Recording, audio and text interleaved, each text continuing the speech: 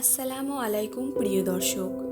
দৈনন্দিন জীবনে আমরা নিজের অজান্তেই শিরক করে থাকি। আসুন সে সম্পর্কে বিস্তারিত জানি।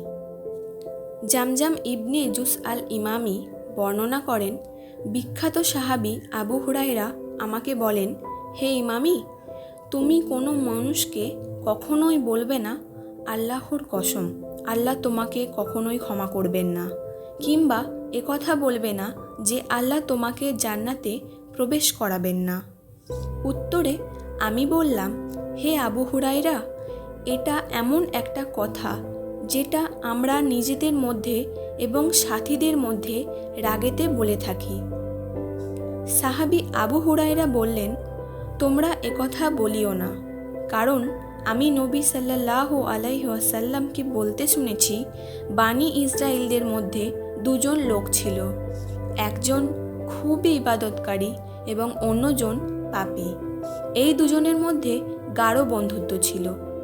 আল্লাহর ইবাদতকারী বান্দাটি তার পাপী বন্ধুটিকে বড় বড় পাপের কাজে লিপ্ত থাকতে দেখত। তাই সে তার বন্ধুকে বারবার বলতো, আরে ভাই, যথেষ্ট হয়েছে, পাপ কাজ আর করো না। তখন পাপী বন্ধুটি বলতো, তুমি আমাকে আল্লাহর ভরসায় ছেড়ে দাও, তোমাকে কি আমার পাহারাদার নিযুক্ত করা হয়েছে?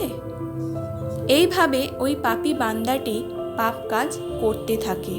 ততপর ইবাদতকারী বন্ধুটি তাকে এক বড় পাপ করতে দেখে বলে, ভাই, এটাকে এখনই ছেড়ে দাও।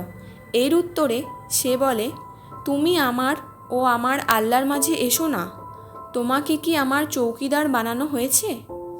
এই উত্তর শুনে ইবাদতকারী বন্ধুটি আল্লাহর কসম খেয়ে বলল, আল্লাহ তোমাকে কখনোই মাফ করবেন না এবং কখনোই তিনি তোমাকে জান্নাতে প্রবেশ করাবেন না।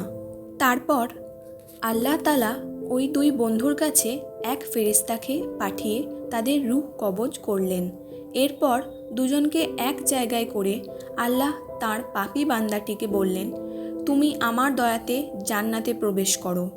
আর ইবাদতকারী লোকটিকে আল্লাহ বললেন, তুমি কি সেই জিনিসের মালিক যেটা আমার হাতে আছে? ফেরেশতারা একে জাহান্নামে নিয়ে যাও। ততপর রসুল বললেন, সেই আল্লাহর কসম যার হাতে আবুল কাসেমের প্রাণ রয়েছে, একটি বাক্য বলার জন্য তার দুনিয়া ও আখেরাত সব আমল বরবাদ হয়ে গেল। প্রিয় দর্শক, এই ভিডিওটি যদি আপনাদের ভালো লেগে থাকে তাহলে অবশ্যই একটি লাইক করুন এবং আরও এরকম ভিডিও দেখার জন্য সাবস্ক্রাইব করুন।